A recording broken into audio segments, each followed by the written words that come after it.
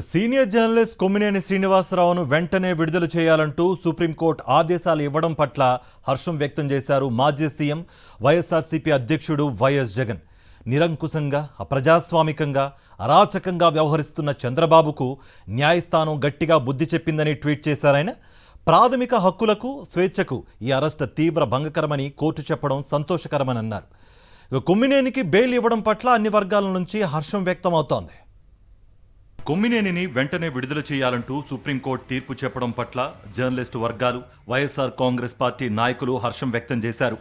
వైఎస్ఆర్సీపీ అధినేత మాజీ CM YS Jagan హర్షం వ్యక్తం చేస్తూ ఎక్స్లో పోస్ట్ చేశారు.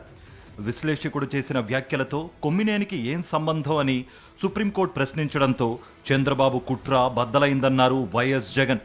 దీని ద్వారా ఏపీలో అక్రమ అరెస్ట్ల అంశం మరోసారి దేశం దృష్టికి వెళ్లిందన్నారు. వక్రీకరణలు, అబద్ధాలు ఎల్లకాలం చెల్లవని ఆయన స్పష్టం చేశారు.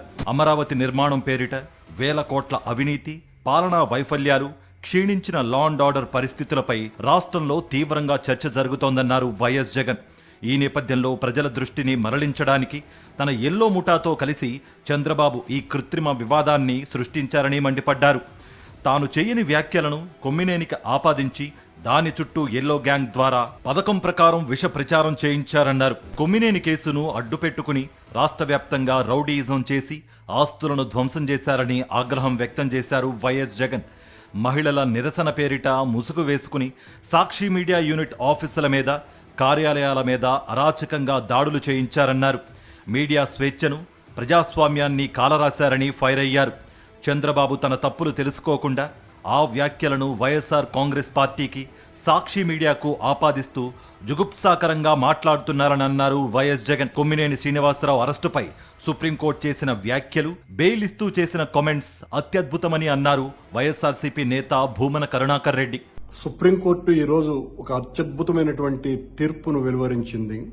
ప్రజాస్వామ్యాన్ని పరిరక్షించడానికి నడుం బిగించినట్టుగా ఆంధ్రప్రదేశ్ రాష్ట్రంలో పత్రికా స్వేచ్ఛను పూర్తిగా సర్వనాశనం చేస్తున్న ప్రభుత్వానికి ఒక పెద్ద చెంపదెబ్బలాగా ఆ తీర్పు కనపడుతోంది.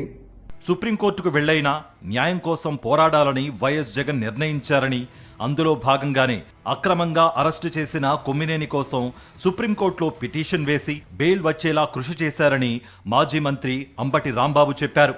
కొమ్మినేని శ్రీనివాస్ గారిని తక్షణమే రిలీజ్ చేయవలసిందిగా సుప్రీంకోర్టు ఇంతకు ముందే ఆర్డర్ ఇచ్చిందని మీకు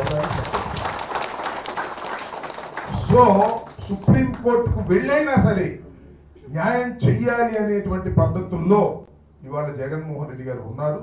సీనియర్ జర్నలిస్ట్ కొమ్మినేని శ్రీనివాసరావు విషయంలో చంద్రబాబు ప్రభుత్వానికి, పోలీసులకు సుప్రీంకోర్టు చివాట్లు పెట్టిందన్నారు మాజీ MLA Rachamallu Sivaprasad Reddy. Red book రాజ్యాంగంలో భాగంగానే కొమ్మినేనిపై కక్ష సాధింపు చర్యలకు పాల్పడ్డారని ఆగ్రహం వ్యక్తం చేశారు. ఇమ్మీడియట్ గా వదిలిపెట్టని చెప్పి సుప్రీంకోర్టు ఒక తీర్పుని ఇచ్చింది అంటే ఆ తీర్పు ద్వారా ఏమర్థమవుతుంది మనకు? ఈ రాష్ట్ర ప్రభుత్వం తీసుకున్నటువంటి నిర్ణయం కక్షపూరితమైంది. కొమ్మినేని శ్రీనివాసరావు గారి యొక్క అరెస్ట్ వెనుక కక్ష దాగి ఉంది తప్ప చట్టం లేదు, న్యాయం లేదనేది స్పష్టంగా అర్థమైపోతా ఉంది.